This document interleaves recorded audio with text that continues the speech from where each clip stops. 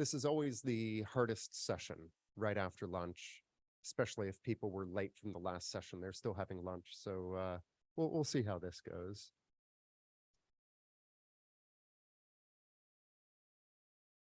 Okay, so thank you very much for coming to this session. My name is Jamie Gillespie. As you may know from the previous session, I'm a senior security specialist at APAN, and I'm here doing a two-part security workshop that are separate. So I don't know if anybody is new and wasn't at the one before lunch, but we're going to be continuing on with a specific topic. So this is not part of the voting for different topics. This is the one that I was planning on doing during this session. So for this topic, we're looking at vulnerability assessment and penetration testing. We're going to be starting off with some theory, and then there is a little bit of hands-on depending upon how quickly we get to it. This training module is actually from a much larger training course. I do a 4-day, sometimes a 5-day information security workshop for APNIC. And this module usually covers 3/4 of a day or sometimes a full day. So there's a lot more content here than what we're going to be able to cover in an hour and a half. So I'm going to get things started.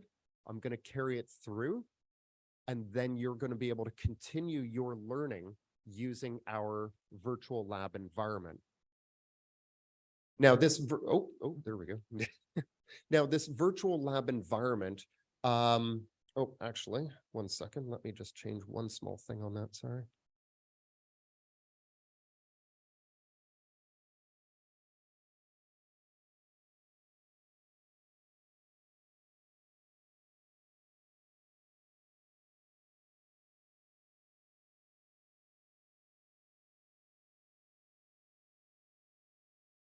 I borrowed these slides from something else as the introduction.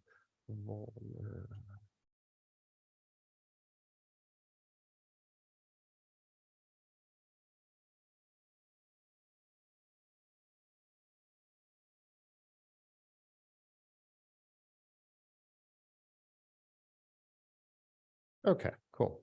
Let's continue on from there. So the virtual labs that we have that we're going to be using here are hosted by APNIC in our APNIC Academy website. If you don't have an account to APNIC Academy, they are freely accessible to everyone. There is no requirements to be an APNIC member or anything. Anybody can sign up to this, whether you are students or even if you wish to use this with your own students or colleagues back at your own organizations and institutes. The website is just academy.apnic.net. To create an account, it's just an email address, name, and password. So it's really easy to create a free account. And then from there, there should be a virtual labs section, and you're looking for the vulnerability and pen test or penetration testing lab. You can then launch the lab, and it will actually launch a pop-up window, and that will give you full virtual machines running through an HTML5 remote interface. This means that you can be running the virtual machines in the configuration I want without needing to install anything on your computers. There's two sections, and I think I've got a screenshot of them on the next slide here. There's two sections that we have in the top right-hand corner that talks about instructions and resources. The instructions has some instructions for the steps to follow, and resources are the different virtual machines. Now, for the virtual machine that you're going to be using, there are 3 virtual machines. One of them is the main workstation interface, and the other 2 are servers. And you shouldn't need to access the servers directly, because what we're going to be using is the client virtual machine or the workstation to do scanning and penetration testing against the servers. So the idea is that you shouldn't need to log into the servers on the console. Up in the top right-hand corner, there's 3 lines. That brings you up a menu to save and end the virtual lab environment. I think the virtual lab is set for about 2 hours. Sometimes we raise it and lower it depending upon demand, but you should have about 2 hours of time in the lab. This can be extended if you're still using the lab. It will pop up a message and say, do you wish to extend this for another 30 minutes or 60 minutes? And you can extend that, I think 2 times is what we've got it set to. If you save the lab, the timer stops at that point in time, and then you can launch the lab again. So it's putting it to sleep or hibernate mode sort of a thing. Saved labs can be kept for up to 7 days, and then they just get cleared off. If you run out of time on the lab, it will close everything down, but you can then launch it. It will launch with a fresh virtual machine image, but you can then go back to the steps that you were doing and the exercise that you were working on. The APNIC Academy has a wealth of different training courses, labs, saved webinars and recordings of webinars and presentations that we've done. The other labs that we have, there's a lot of them around networking technology. So if you wanted to learn or increase your skills with routing technologies like BGP and ISIS, we have a lot of labs that have multiple different routers and computers on there to simulate very complex routing environments. So do explore around the APNIC Academy and look for the different things that may be interesting to you. So what I do ask is that if you want to join in and go through some of the hands-on after the theory part of this session, go to the Academy, make sure that you create an account now, and then we can launch the lab a little bit later.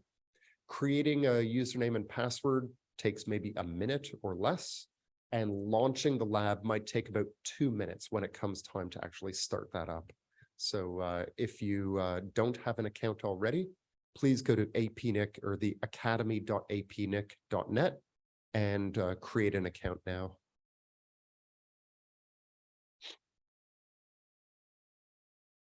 Oh, why did that go through?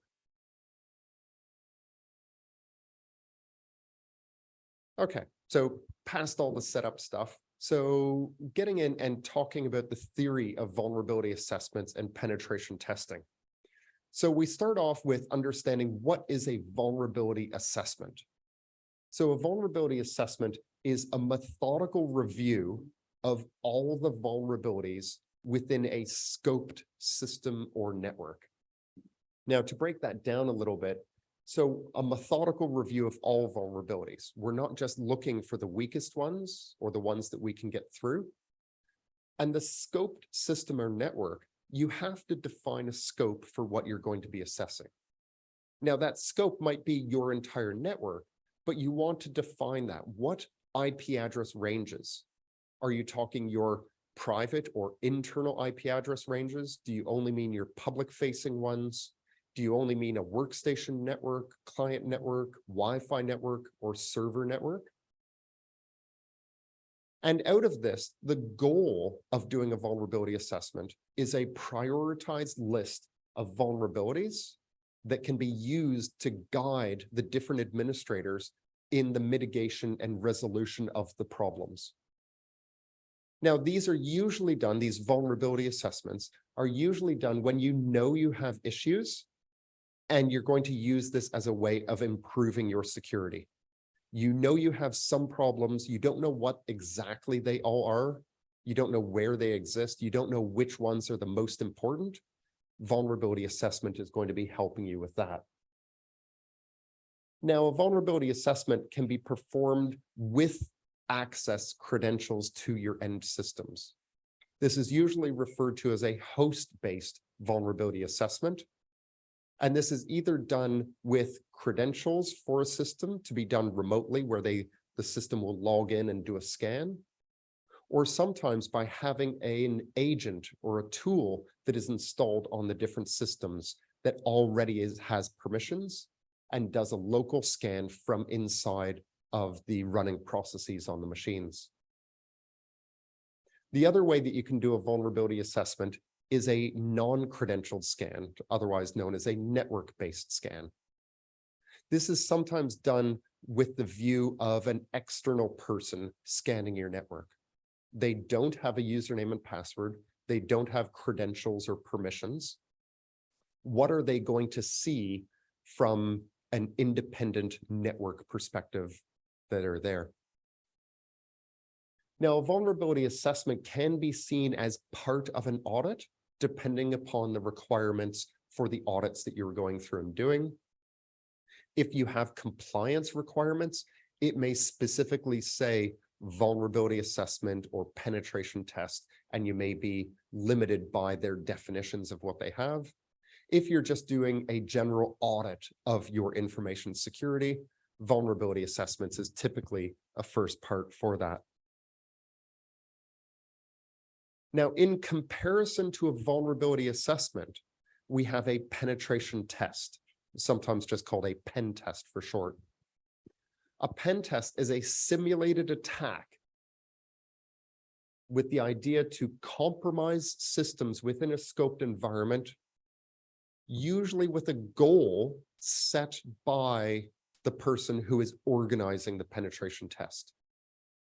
So for a typical corporate network, they may have a goal of breaking into the customer database or breaking into a finance server, or maybe not even just breaking in, but finding out what the CEO's salary is, or changing something in a database, or having that access to change a database. This is what's usually called the crown jewels, that most expensive part, the part that would cause the most damage to a company if a real attacker were to get in and gain that access. Now, when people are learning penetration testing and they're doing it as a fun activity, they actually call them capture the flag competitions. And what they're after, instead of calling it crown jewels for CTFs, it's called the flag, or a series of flags along the way. You may get a flag for first breaking into a web server, and then another flag for gaining root access on that server, then another flag for going to the database server, and then another flag for gaining access to a finance server inside or something. So capture the flag competitions are like a training ground for penetration testing. Now, pen testing is usually used to test mature defenses. So if you have been spending a lot of time protecting your network, you've got a good solid baseline across all aspects of your security defenses, and you don't think you have any big vulnerabilities, this is when you would be looking to hire or contract or perform a penetration test. The main goal here is that the penetration test is going to try and show proof that there is a vulnerability that can be exploited by an attacker. So we're not just saying, oh, I've detected a certain version number and that has a vulnerability. No, it would actually be getting in and getting access to a final server, finding their way through a network.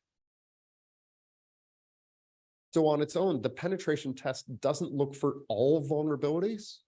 It just looks for enough for them to get through to their target and show that there is that weakness and show that actual proof. And of course, it's like the hacking that you see in the movies. So this is, of course, the most interesting part of things and what everybody wants to do. I do some, I guess you could call career guidance on some discussion forums for people that are learning network security and that. And a lot of them are like, I want to be a penetration tester when I get out of high school. And it's like, that's cute. It's very competitive. There is a lot of work in the space, but it is just a very narrow part of security. But it's what people see in the movies. So when we talk about scopes, one of the most important thing if you are starting a pen test or a vulnerability assessment, or if you're going to be contracting and hiring a company to do this for you, is defining the scope for what you're going to be doing. The scope for a pen test is not just the breadth of how wide across your network they're going to go, but how deep you want them to go.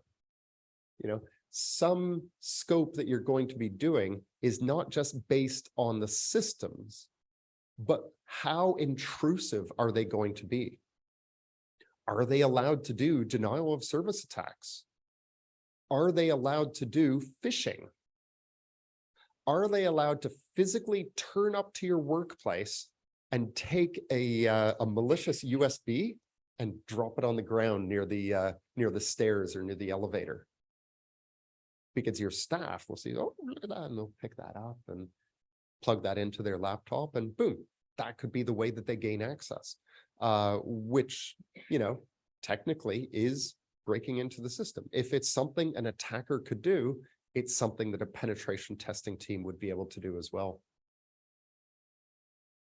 When setting the scope, another thing is deciding what is the goal, what is the objective. Remember, penetration testing is usually not looking for all vulnerabilities. That's a totally different type of test. But where should they be targeting? How far into your network? It might just be a matter of starting from completely outside your network and just gaining any access to a workstation. That may be seen as a huge security breach. So as long as they can get in and install a program on any laptop, that might be enough. Now, when you're working with a team to do penetration testing, whether it be an internal team or an external team, you can define how much information they're going to be operating with. And this is usually where it's either called black box testing or white box testing. And the idea here is taken from other types of tests on physical devices, where a black box test is all you have is a box that's completely painted black, and you've got some inputs and you've got some outputs, and they don't know anything else. They're not allowed to open it up. They're not allowed to look inside to see the PC board and what chips and what configuration is there. That's it. It's a hidden system. So for pen testing of systems and networks, a black box test is where you give them very little information and they have to do all the research as if they were a full external attacker. So you might give them a domain name, or you might give them an IP address range, and that's it. They then have to start from scratch, figuring out where is your VPN server, where is your web servers, where's your mail servers, and work their way up through knowledge there. Now, there are some benefits for doing that, and some tests will start from there just to collect information, sort of like a threat intelligence penetration test to see how much information can be acquired. The other type of test is a white box test, where you actually give a network map to the penetration testers. Now, you're not creating an account for them at that point, but you are giving them a map.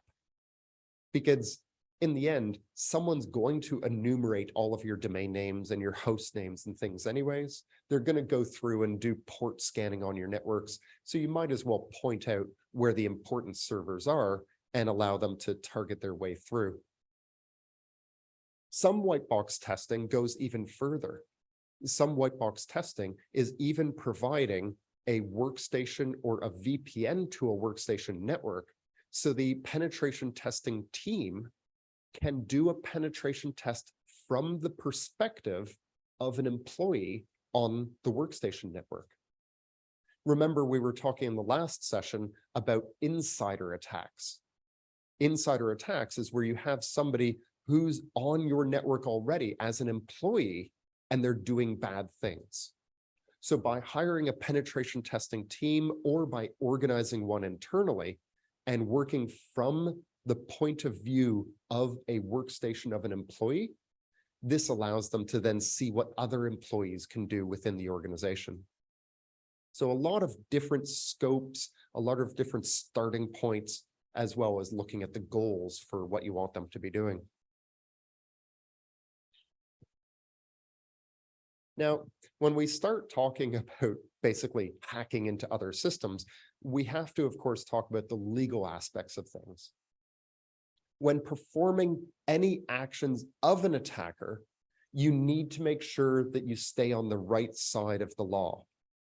Now, almost universally in every country is some basic principle of law that says you are not allowed to intrude on someone else's computer networks or systems. Now, if it's your own, then you have a little bit more freedom. But you have to remember, when you talk about your own network, who actually is owning your network? It usually is going to be someone of a higher level than you, and you need to make sure that you are getting that approval from the higher levels.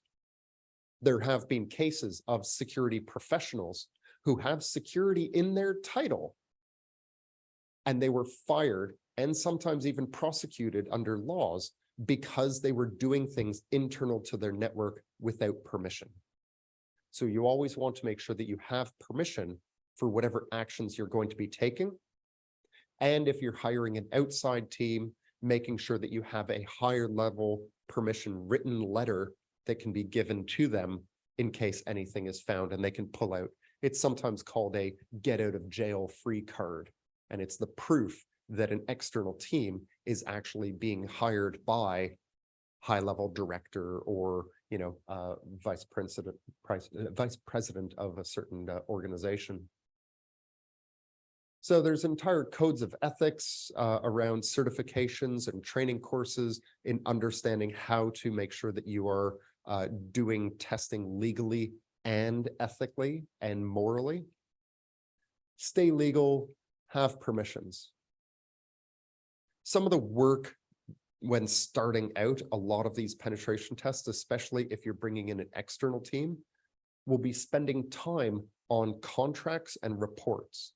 And it's all of the paperwork around doing these penetration tests.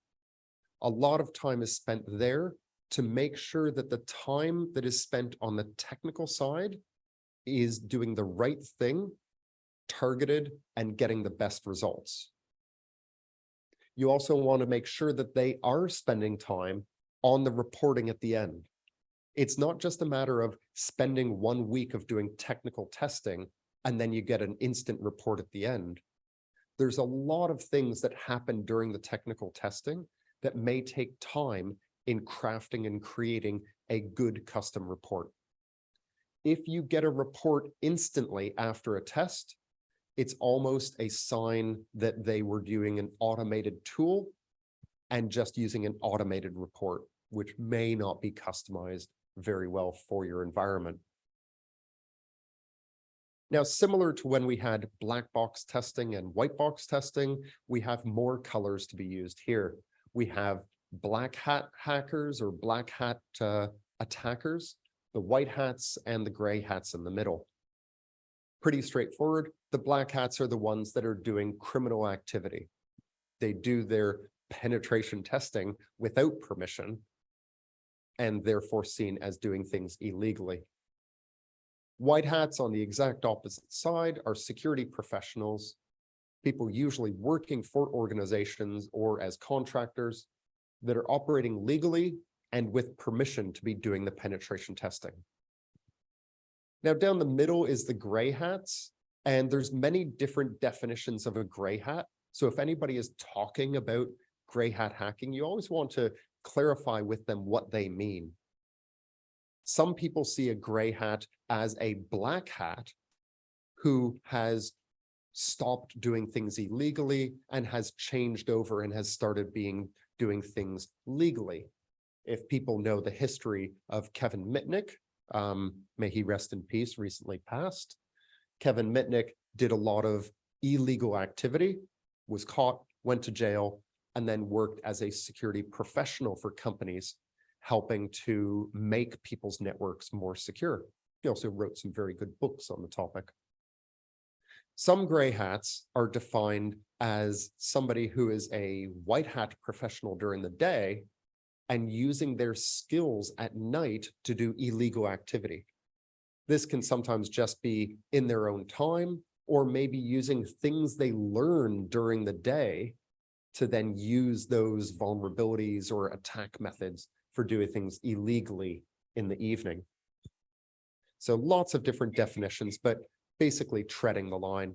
Another definition of a gray hat is a black hat hacker who's doing things without permission, but is doing it with good intentions.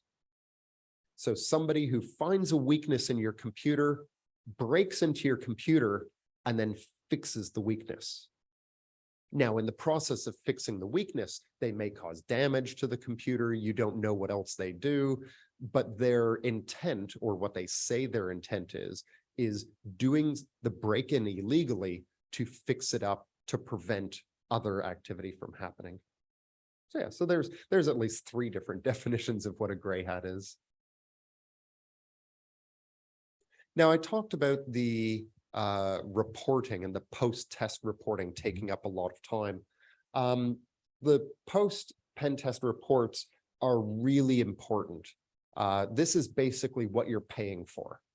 You know, you're paying for the time of the technical testing and everything, but the report is the proof. So sometimes, as I say here, the dramatic proof that vulnerabilities exist. And I say dramatic proof because a vulnerability assessment will give you, oh, there's this version of Windows and it has vulnerabilities.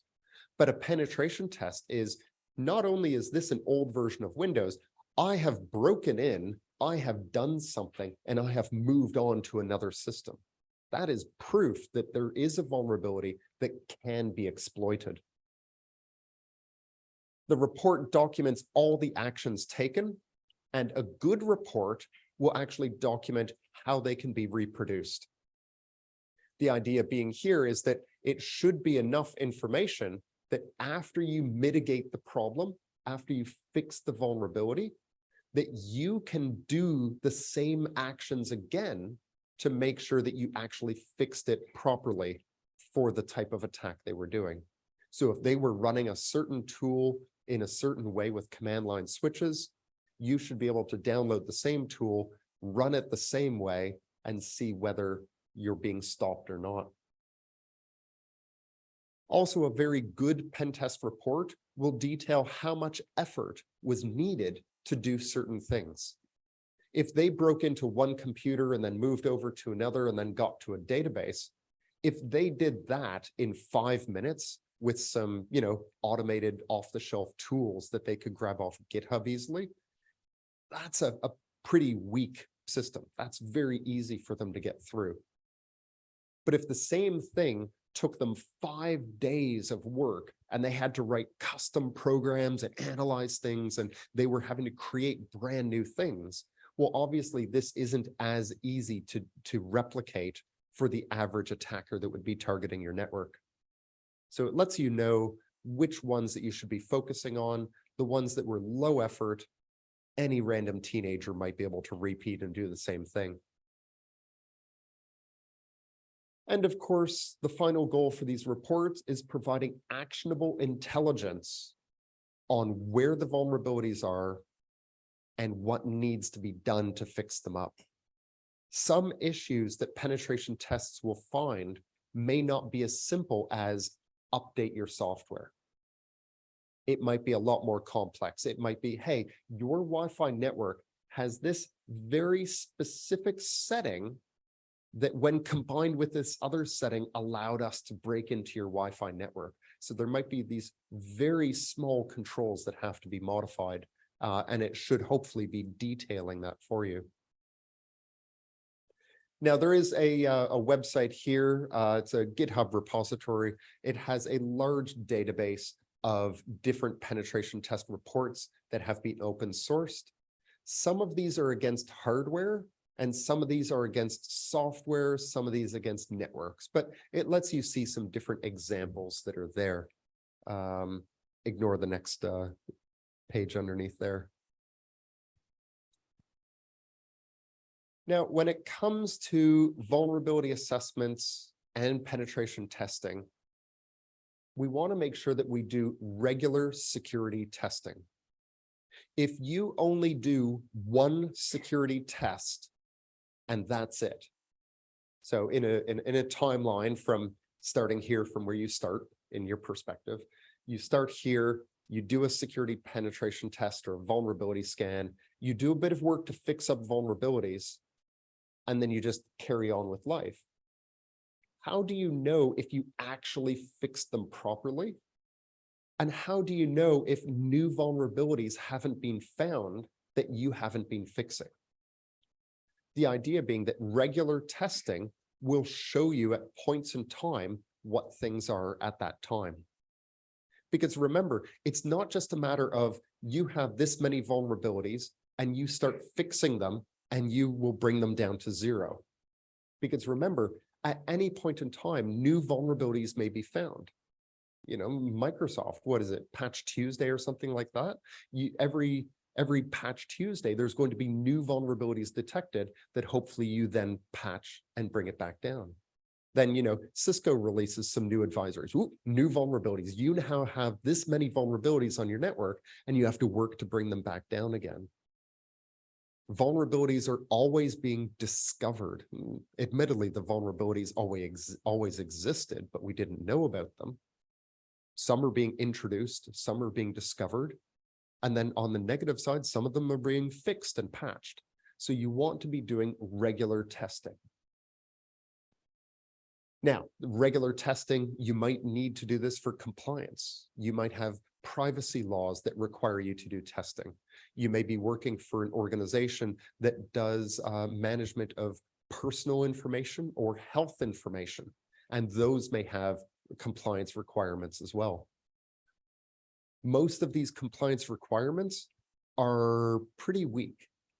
For example, some of the credit card processing compliance, such as PCI DSS, says that you need to do a penetration test every 12 months or every 6 months. That's a large window between testing that a lot of things can go wrong, especially for a company that is deploying new software, creating new software and new versions all the time. Now, some vulnerability assessment tools can actually perform continuous scanning, that basically they will start scanning across a network, across hosts, and as soon as they get to the end, they just start over again, and they just keep going and constantly scanning. And they scan at a speed that is acceptable, but because they're constantly going around, it's trying to reduce the gap of when you detect a vulnerability. So you could be detecting a new server on a network, new applications installed, new firewall policies, or its database being updated to help you detect vulnerabilities that have recently been released by the vendor. Now that's for continuous vulnerability scanning. For penetration tests are best being repeated after remediation work or after mitigation work has been done. If you get a penetration test and they break all the way in and they get to whatever crown jewels or database that you said was most important, after you fix everything up, you might want to get them back in and say, hey, can you do another test? First off, to make sure that that path has been closed, but to see if there was anything else that maybe has opened up or happened.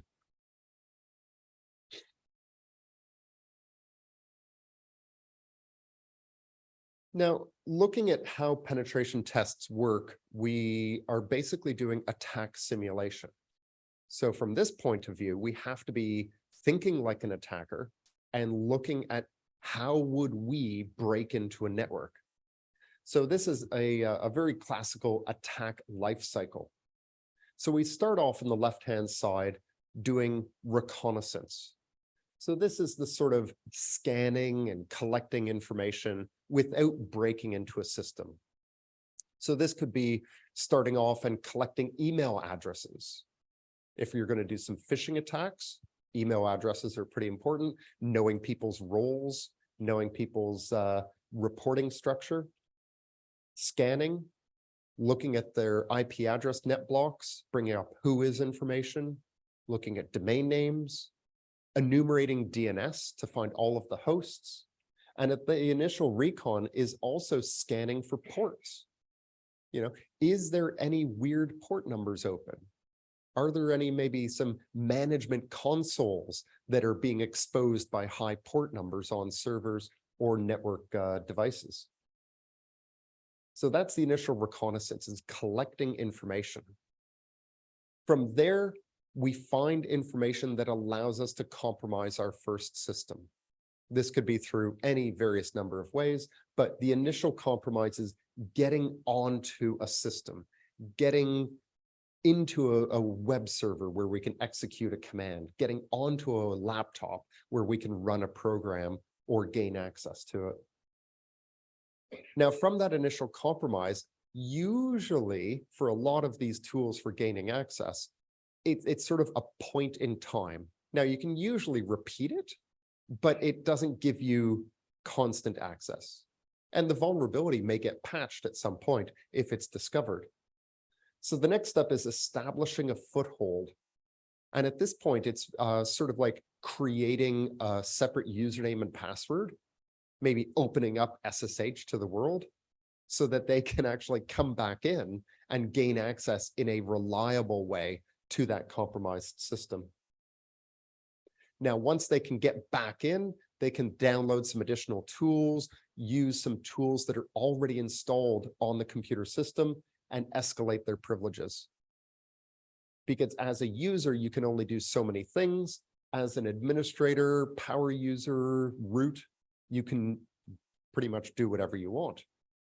Once they've escalated privileges, they'll then start using that computer to do internal reconnaissance. So say, for example, you are the network. Now, we have a web server here, and I'm just going to come in and compromise the web server. Once I'm on the web server, I can then start scanning the DMZ. I can scan the inside network. I can find databases that are not connected to a public IP address. I can find a way to get onto a workstation network that, of course, would not normally be accessible from the public IP address space outside of a firewall. So they start doing some internal reconnaissance. Now, inside a network, if you haven't deployed a zero trust infrastructure fully across everything, it might be like an eggshell. It's a hard, crunchy outside to your network, but once you're inside, it's all soft and gooey and easy to move around.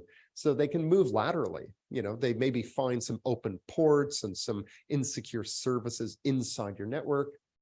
They maintain their presence on those other computers, and they just keep going around.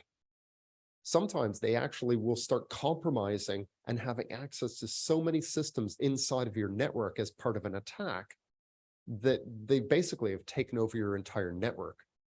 There are some prolonged compromises of company networks where they've actually built up a network map that is almost better than what the IT team has, because they have a goal. They want to know what it is. An IT team doesn't care about keeping a network map up to date. They have other more important things to be doing. So they go around and around, and they repeat across systems, and they try and find a senior executive's laptop, or they try and find a finance person's laptop. They try and find a system administrator's laptop that might have more permissions, maybe some saved passwords. And eventually they'll complete their mission, whatever the mission was. Sometimes if they're doing a penetration test, this would be getting the crown jewels or access to the final system. If they were compromising your network, they might be stealing data. They might be deleting data. And on their way out, they might just ransomware the whole company. Ransomwaring might be the last stage of a multi-stage attack. They may have been in your network for months, undetected. And the last thing they do is a ransomware as a way of sort of burning all of their access that they've had inside of your network.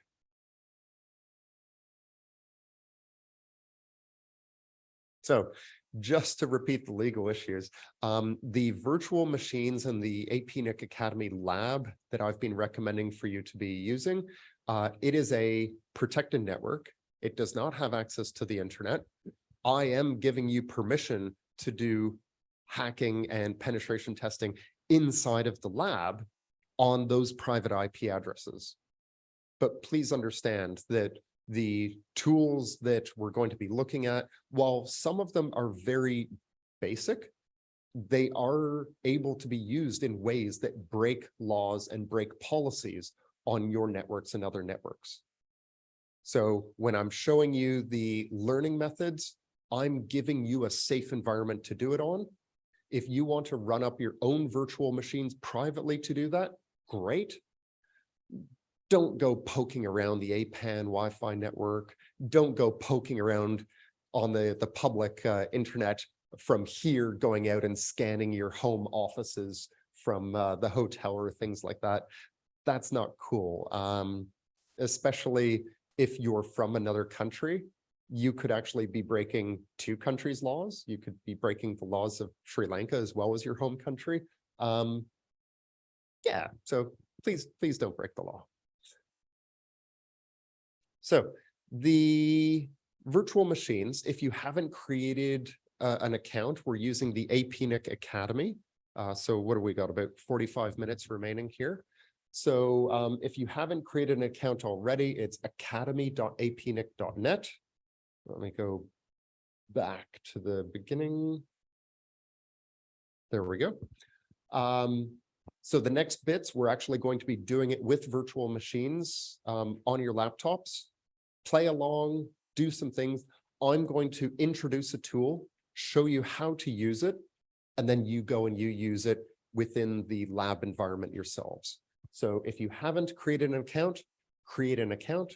If you haven't gone and launched the vulnerability pen test lab, launch the lab now, get that started up. It's going to take about 2 minutes to run up the virtual machines. It's actually like running full VMware in a data center somewhere for you. So you're getting the full experience. And we'll go through. So has everybody got academy.apnic.net? All good? Cool.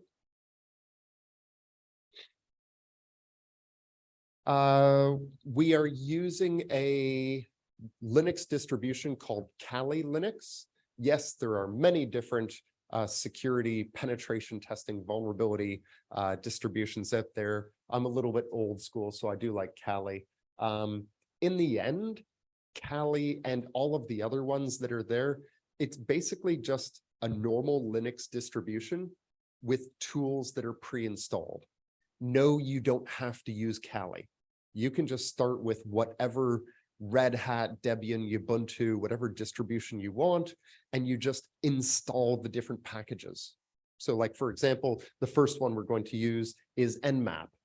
You can just app install Nmap. Like it's really that simple. But Kali has everything pre-installed, ready to go, along with some of the other stuff. The default username and password for Kali is root, and the password is Tor. That's in the right-hand side of the lab under resources. It tells you username and password. Something else to mention in the lab environment, in the right side, when you've got the instructions, if you ever see instructions that are in green text with a little T in a box around it, that means that you can click on that and it will type in that command into the virtual machine for you. So we're not here to teach you how to copy commands and type them in. We want to get you to the point of getting things easy. So if you log into the virtual machine, run up a terminal window, run up the command line terminal window, and as long as you have that window in focus, so you've clicked in there, cursor is flashing, if you click on the green text on the right-hand side, it will type in that command line for you. Understand what you're clicking on and typing in and understand what's happening, but it makes it a little easier. You can type it manually if you wish as well. Okay, so the first tool that we're looking at here. So we're starting off at the beginning of the attack lifecycle. So we're doing reconnaissance at this point in time. Nmap, great tool, been around for many, I can't remember, at least 20 years, I'd say. I remember it from when I was a little bit shorter. Network mapper. So Nmap is used for network discovery and mapping. Does port scanning, operating system detection, does a little bit of firewall detection evasion. It's some of the advanced stuff and depends on how your firewall is configured. We'll also do service version detection. So it'll detect if you're running a mail server and then be able to tell you the version of the mail server daemon that you're running as well, and a whole bunch more. Nmap is such an important tool that everybody uses, that if there's a movie that has a hacking scene and they want to make it realistic, they actually use Nmap as part of the movie. So the creators of Nmap on their website, they actually have screenshots from different movies where they were using Nmap during the movie. So I thought that was a fun thing for them. Now, Nmap has an infinite number of options that you can run with it. So we're going to break down a few of the simple ones. So if you've got it up and running on your computer with Kali, I'll come around and make sure everyone has it up and running easily. But the first command we're going to start with is nmap-ss. Now, it's a minus sign dash, lowercase s, and then a capital S. The lowercase s means to do a scan. And the next letter is the type of scan that we are doing. So we're doing a scan using SYN packets. So nmap ss IP address does an nmap TCP SYN scan. So everybody should know your TCP three-way handshake, SYN, SYNAC, ACK. Once that whole handshake is done, we then have a bidirectional network connection. So what we're doing with the SYN scan is we're sending out a SYN and waiting for the SYNAC. And if we get back the SYNAC, we go, cool, that's it. We're just going to stop here. So it's really fast because it's SYN, SYNAC, so like the tiniest of packets that you can ever create on TCP. But it does not create a connection. So you don't know the version of anything. You don't know how it's responding. You just know that the port is responding to a SYN packet. Now, sometimes this won't even get logged by a server because it's not a full connection. Some firewalls may not even show this unless they've been turned on for, scanning technology and stuff, but it is not creating a full connection. That's pretty much all I said there. So now that we've got this one up, I'm just going to come around, make sure that people have the lab up and that things are working. So first thing to do, if you have it open, get in and play with this one. And then we'll look at some of the other options and how it works. But I do want to make sure that the labs are working for hands-on activities.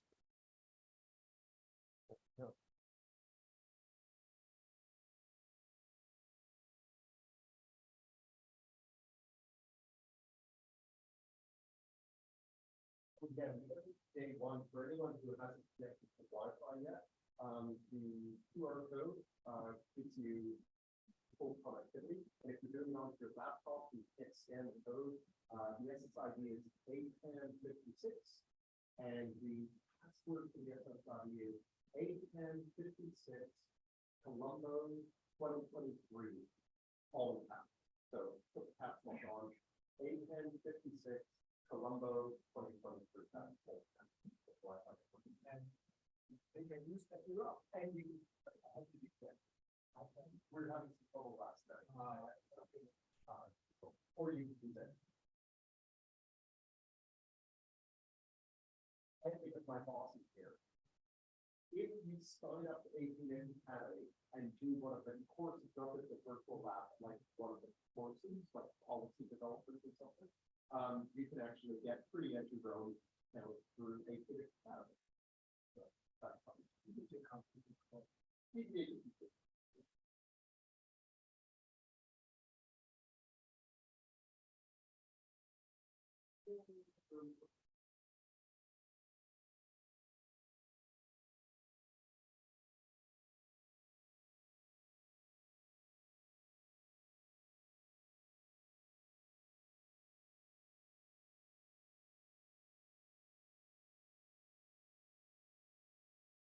Everybody wants to lab, okay?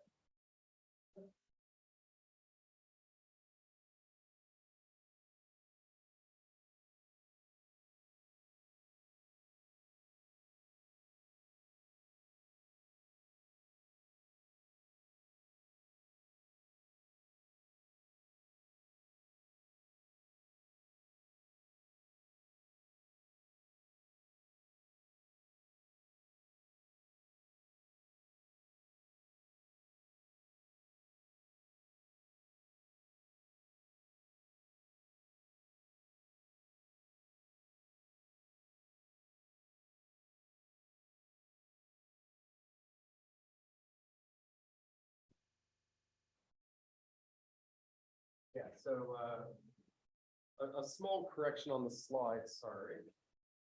It's not kind of 102 and 103.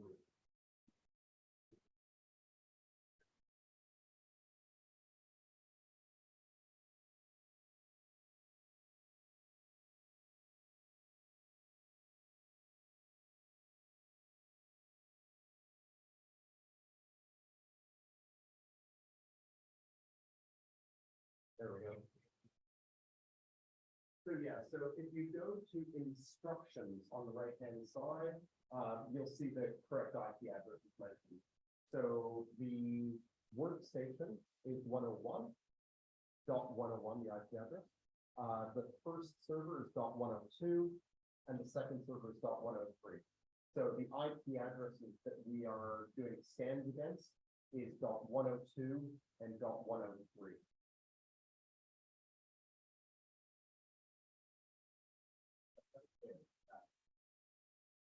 Sorry, are you cool. Now remember, this lab is open and accessible 24 hours a day. This is not something that I'm launching just for APAN. So please understand, you can go through and do these labs in your own time. You can refer friends to go in and explore this as well. So we just have a little bit more time. Wait, no, 3 o'clock. Yeah, we got half an hour. Excellent, good time.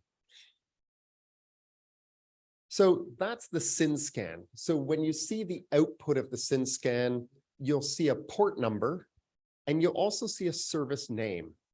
That service name is just a guess.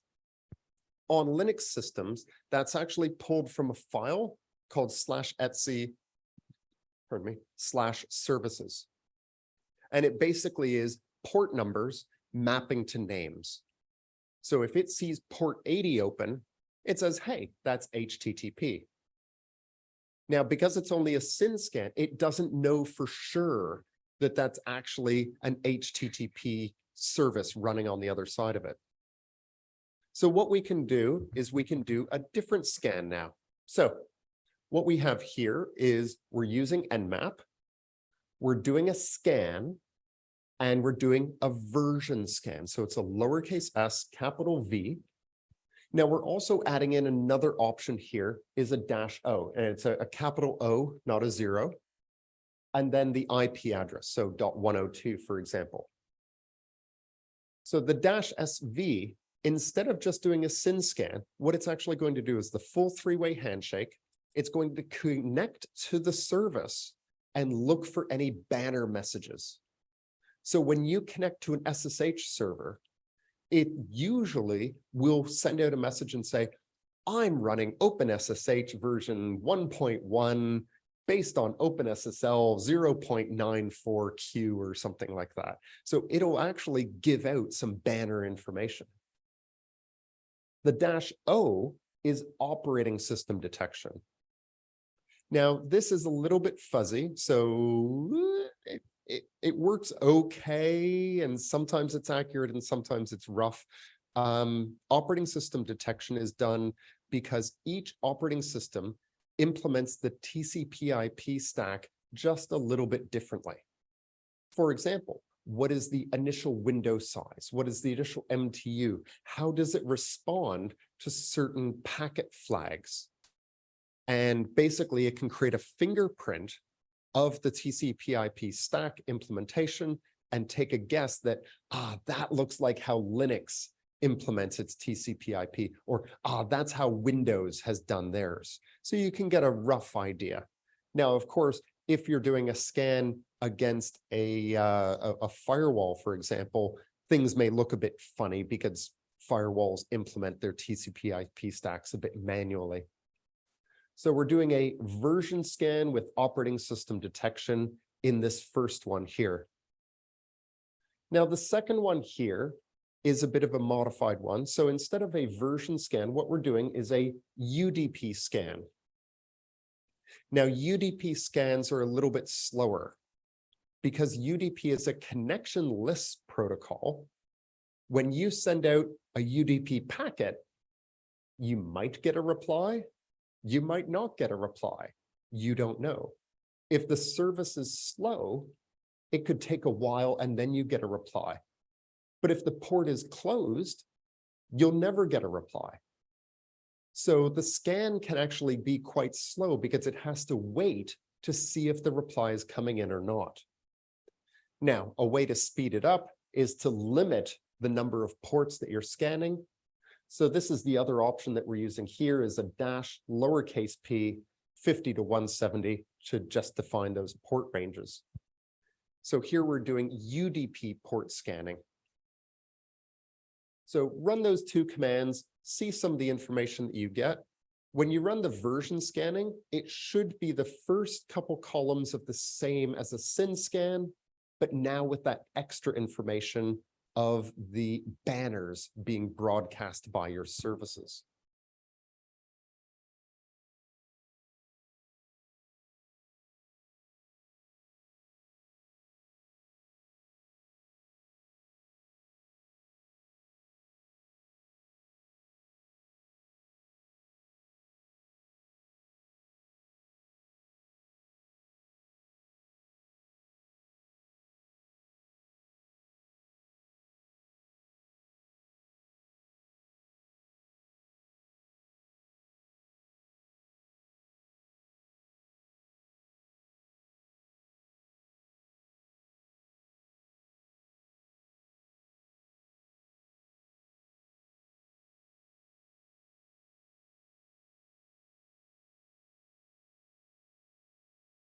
Now, the version scan may take a little while to do. I think that's a lot of port numbers to go through and scan.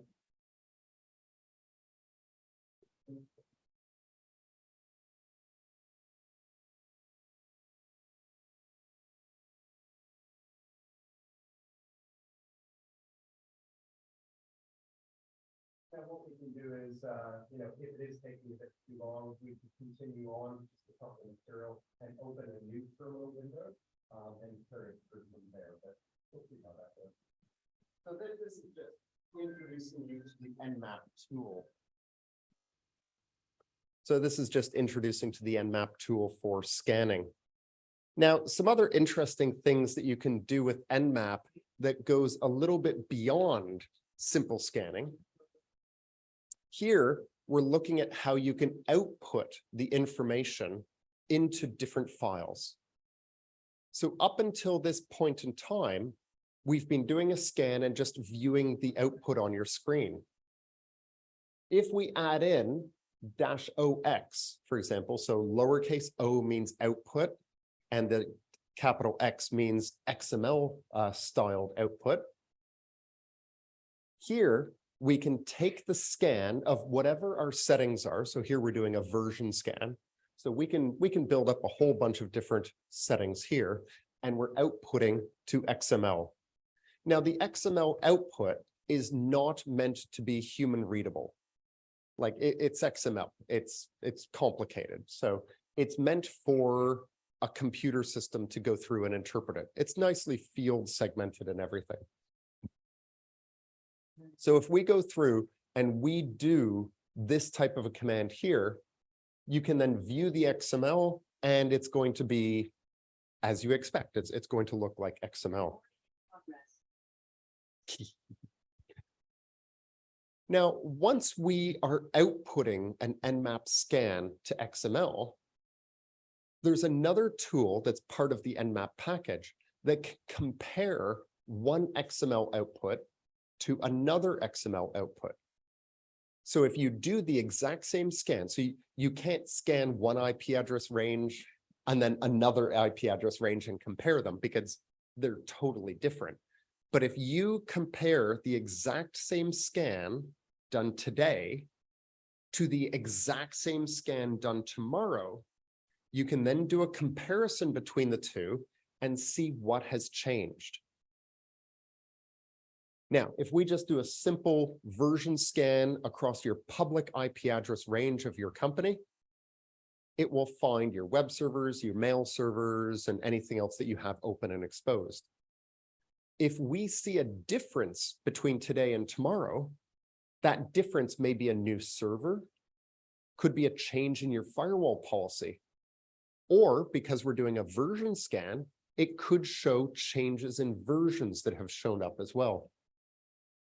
Now, in the virtual machine, I've actually got a subdirectory off of the root user's home folder called nmap, very simple. So if you change into the nmap directory and do a listing, you'll see that there's a few different XML files that I've put there pre-created to make it nice and easy. This is because in your virtual machine environment, nothing is really changing right now. I don't have a secret IT team that's going and making changes to the servers. So I've simulated that with some of these files here. So in the nmap directory, so you need to change into the nmap directory, you can then do an ndiff between nmap1 and nmap2.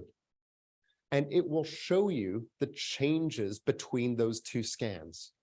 So each XML file is really big, has a lot of information in it. And ndiff is looking for the specific changes and presenting them in an easy to view format. Now, I don't think I've got a screenshot here, unfortunately. Did you get the? Yep. Yep, excellent. So it should show you an IP address at the beginning. And then it's going to show you a plus sign and a minus sign. The plus sign is showing you that something new has appeared. So if you see plus 80, that means that port 80 has opened up in the newer file that was not previously open in the previous file. If you see a minus sign, that means that something that was open in the first file is now closed in the second file.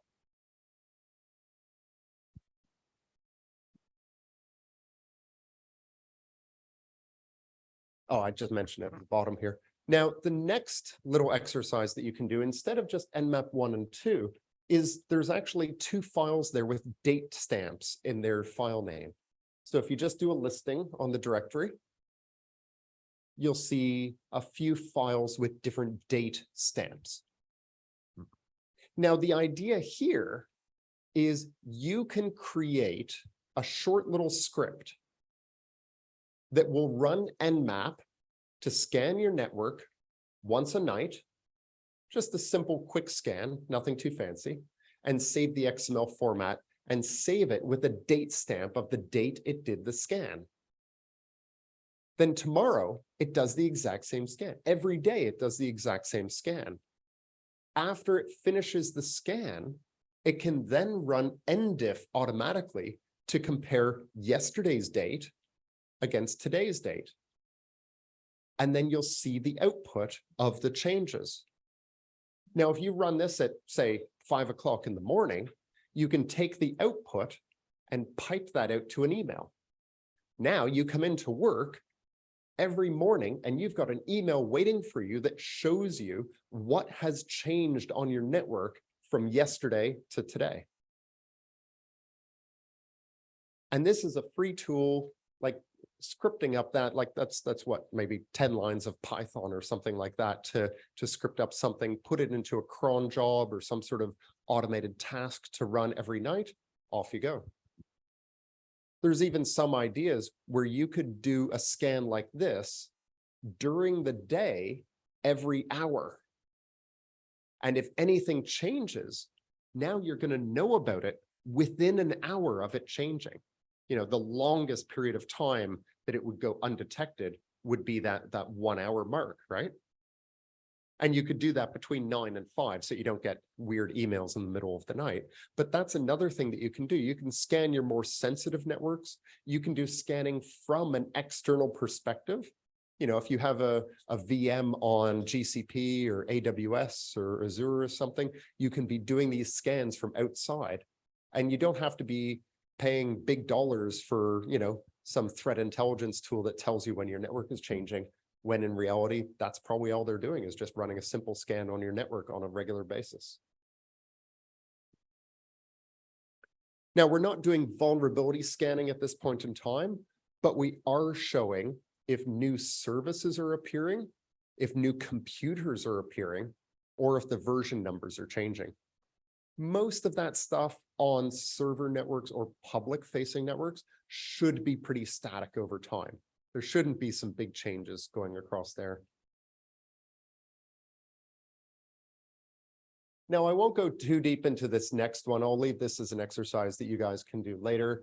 If you don't like running command line, there are some graphical tools on Linux that combine a whole bunch of tools together to make things easier. So it's not just a graphical interface for Nmap, but it's a graphical interface to do Nmap and to do some web vulnerability scanning, do some database password cracking, and a whole bunch of other things. So Sparta is a pretty interesting one there.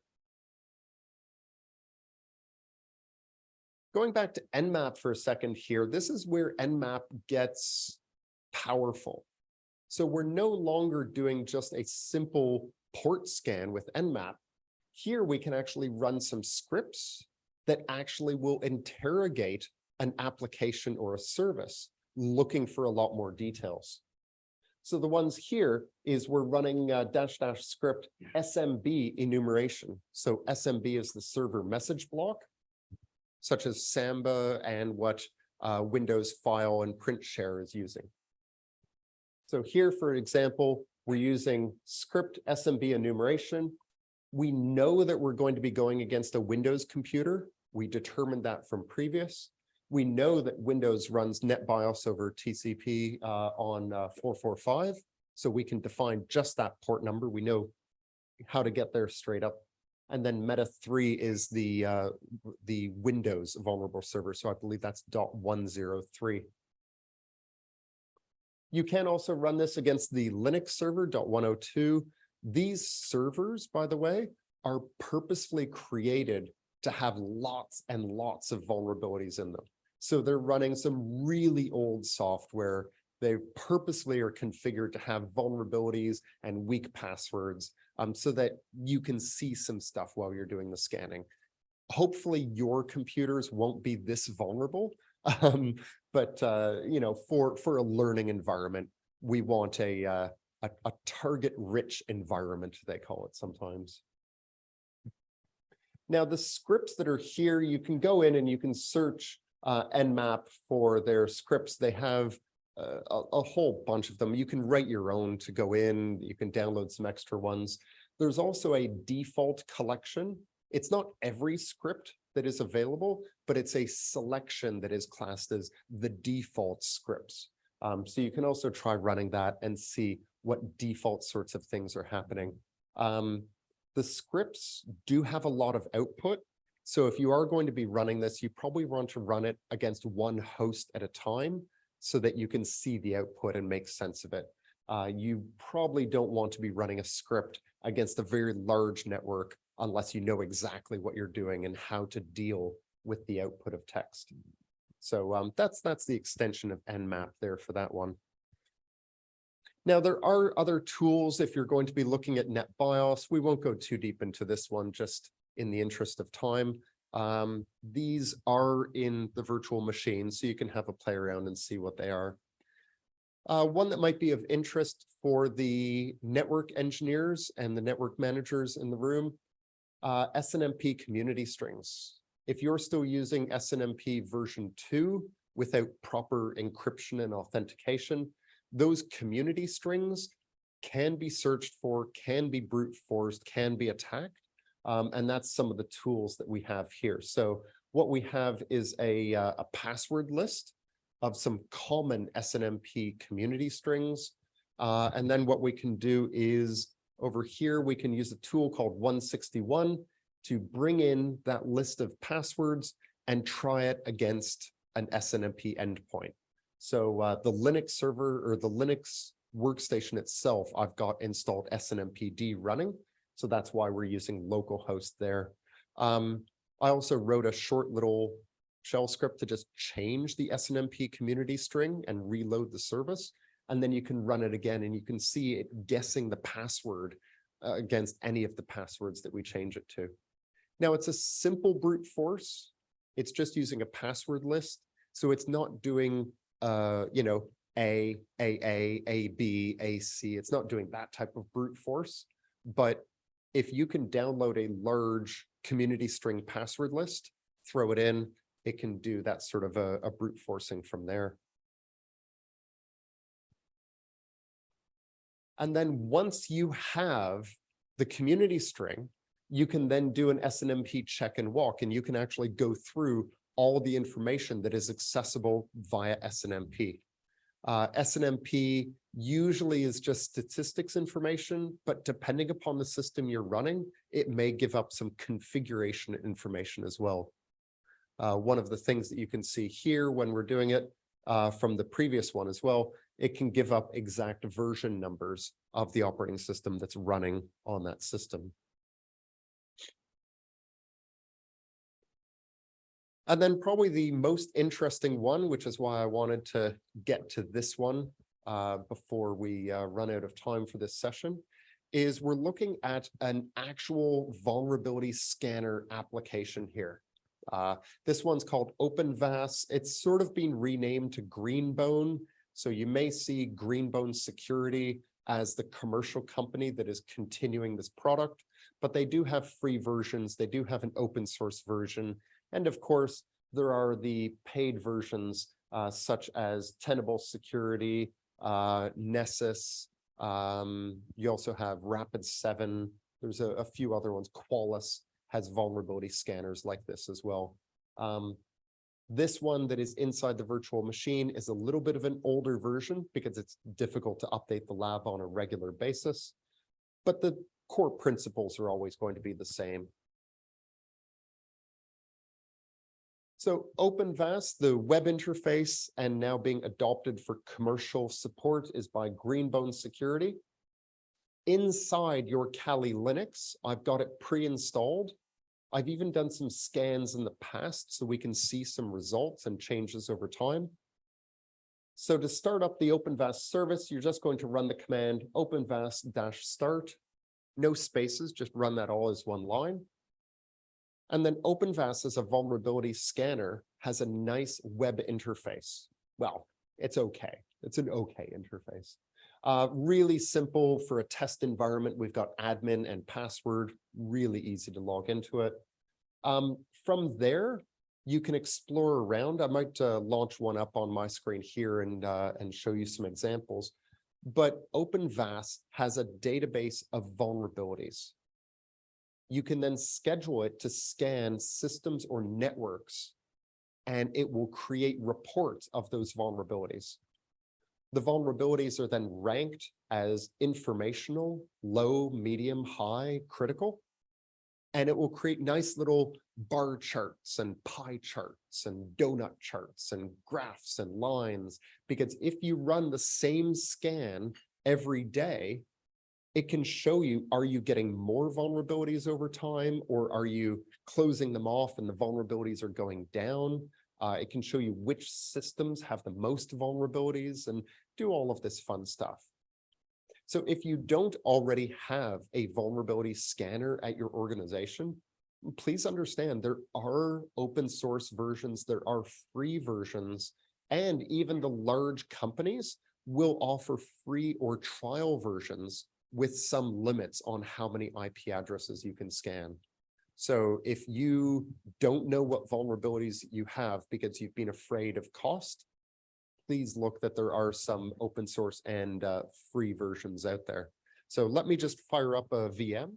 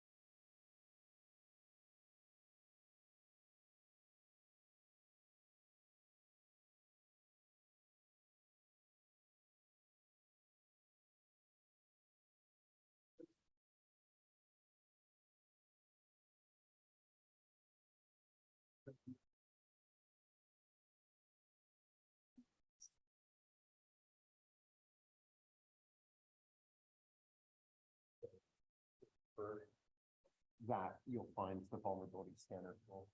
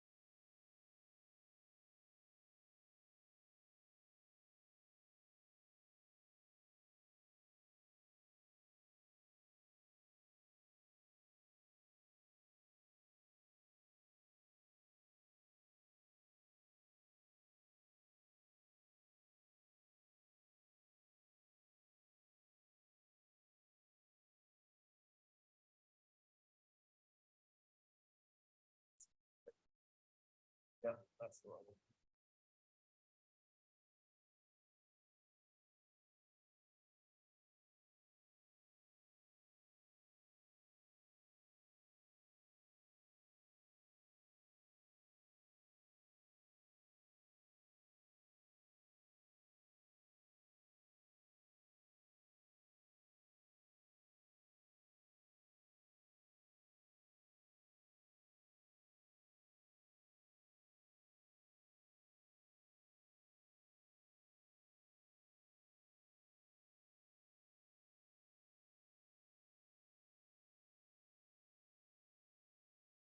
So this is what the Greenbow interface looks like. You can see that I have done a couple of scans before. You can see some little pie charts, donut charts like that down there.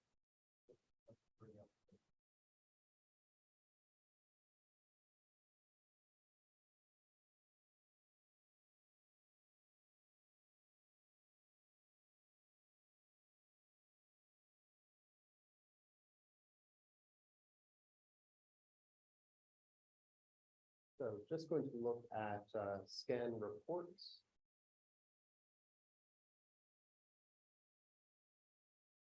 So one of the interesting things that you can see here down the middle is the high severity results over time. So you can see I've done a few different scans with the points marked on here. And you can see that from the first scan to the second scan, we've reduced the number of high vulnerabilities. I made some fixes. I turned off vulnerable services. I installed some patches and I brought it down. And then at one point, the vulnerabilities went back up because either new software was installed or something. So you can get a nice little graph right off the top from how many high vulnerabilities that you have from there. Down below, so we've gone scans reports, by the way. Down below is each one of the scans with a date and timestamp of when I did the scan. So you can see here's one on the 22nd of September, 21st, 19th, and 18th below. From here, it's a little bit hard to see on the screen, but red is high, yellow is medium, blue is low, and then we've got log and informational. And it gives you a view as to the overall scans that you've got coming through. Now, if we scroll down, you can actually click on one of those date stamps, and it will actually bring up that scan report for that date and time. Now, this is sorted by severity by default. And you can see the red bar is 10 out of 10. So this is the most severe. And you can see working down here, down to about like a 7.5, which is still pretty bad. But, you know, you can see that it's ranked by severity order. From there, it gives you the IP address that the vulnerability was found on. And it gives you a title of the vulnerability that was detected.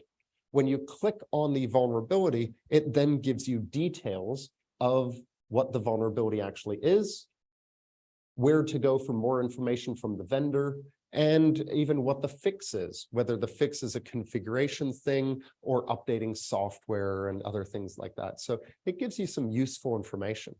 And some people will even configure a read-only interface to their vulnerability scanner and give that to their different IT teams, give that to the network team or the server team or the database team so that they can log in and they can view the vulnerabilities relating to their devices and go in and see what the advice is. Because usually this information is enough to actually deal with it. So they don't have to come back to you asking for assistance in understanding what's going on. Now, let's see if I can go back. Now, one of the other interesting things here is down in the right side of the scan reports is we have a little triangle. Again, a bit hard to see on the big screen up here, but it's sort of like a delta symbol. And it is actually a delta symbol, meaning change.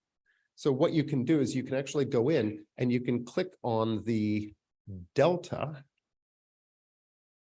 And then it's going to reload the page with a bit of a color change. I think. Did I click it properly?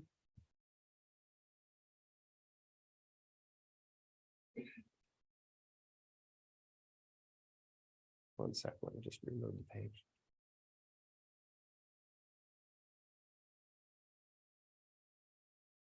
And the idea here is that you can actually compare one scan against the next.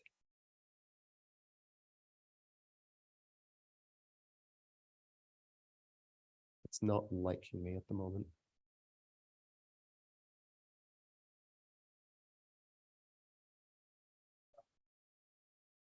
Oh, what? Anyways, I'll come around and look on a proper screen in a bit. The idea being is that you should be able to do a comparison from one to the other. Again, it has to be a scan that was the exact same. You can't compare a scan of these computers against these computers because they're totally different. It's comparing the same scan over time. And the differences will be shown when you click on delta of one and then delta of the other. So it's showing you changes over time, rather than seeing every vulnerability, what's changed since the last scan. The idea being is that you can get your vulnerabilities down and then look for what has changed over time. Cool.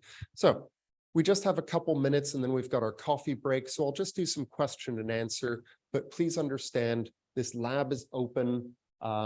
Email me. I can give you the more up-to-date slides for it. You've got the commands down the right-hand side in the instructions.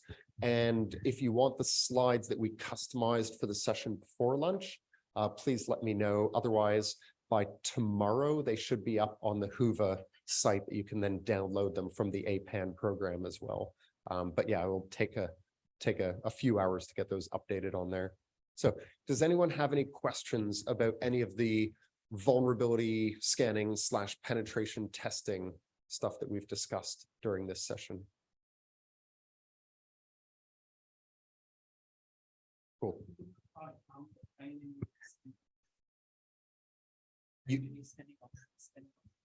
So if you're talking about the Greenbone software. Yeah. Yeah. So there's a yeah. So in the academy is the virtual labs. Yeah. So yeah, virtual labs.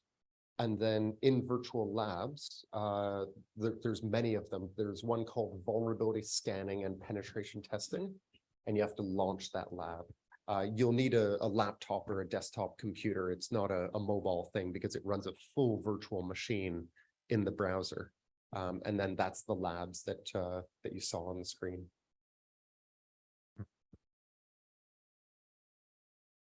Any other questions? Yes, sir. So I'm wondering if I can actually use the same training for my students at home. And if so, is there any limit in terms of concurrent users so that we don't overload? My boss.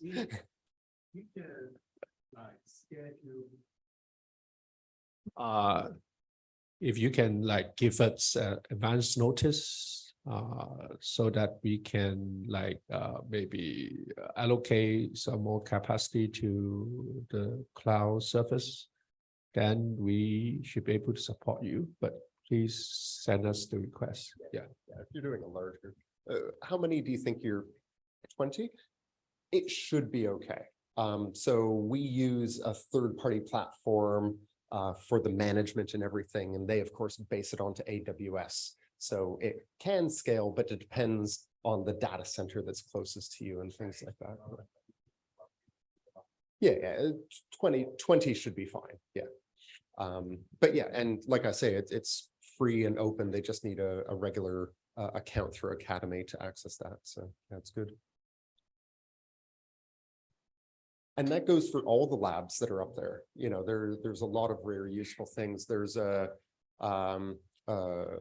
TAFE college in Western Australia that they found one of my recorded webinars on DNS client security, the one that I presented before lunch. And they thought that that was a great explanation of DNS concepts. So they actually have that recorded webinar as required watching and learning for their network engineering class. So we have a wide variety of different things on the APAN Academy with some really good labs as well, like labs that have, you know, like 6 Cisco routers or 6 MikroTik routers and a couple Linux machines and some switches, and you have wide open configuration to do any network layouts and stuff like that. So yeah, there's some really useful tools in there for universities and education institutes. Cool. Are we Linux to like if we are creating a platform like this, like Yeah. test? No, so Kali Linux is just a Linux distribution with tools pre-installed. If you wanted, you can start with a brand new Ubuntu or Red Hat or Debian and individually install the tools you want. And it would be no different to Kali.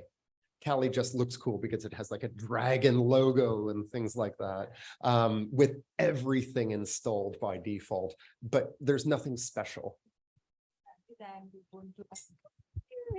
You can't say like that, right? It's about the same, you know. So let me see if I can bring it out of full screen mode. The screen here trims off a little bit at the top. Well, come on. There we go. So up here is applications. So this is a menu system in Kali. It's sort of like your Windows start menu and programs menu, and they have it numbered sort of in order of the type of learning and attacks that you would do. So number 1 is information gathering, which is the reconnaissance I talked about. Number 2 is vulnerability analysis. Number 3 is web application analysis, database assessment. Then we get into the attacks, password attacks, wireless attacks, reverse engineering. You see what I mean? So it's sort of the attack life cycle planned out. And each one of those then has tools underneath there. Now, some of these have graphical interfaces. Some of these just launch the command. So it's just a collection brought together. So yeah, and Kali's not the only one. There's other tools out there that are Linux distributions, but in the end, they're just Linux with tools installed. Yeah. So there's nothing super special, but it makes learning easy because everything's ready to go. You still have to know how to use the tools, though. That's the tricky part.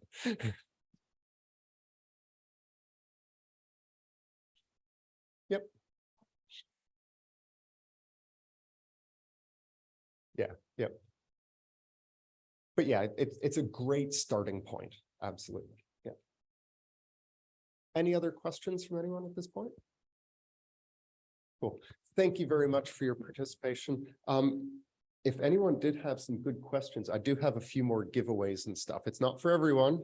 It's only for people who've been working hard and asking some good questions, but come up and I've got a few extra giveaways. These ones are not edible. But I gave chocolates away in the last session, but and pens, don't eat the pens.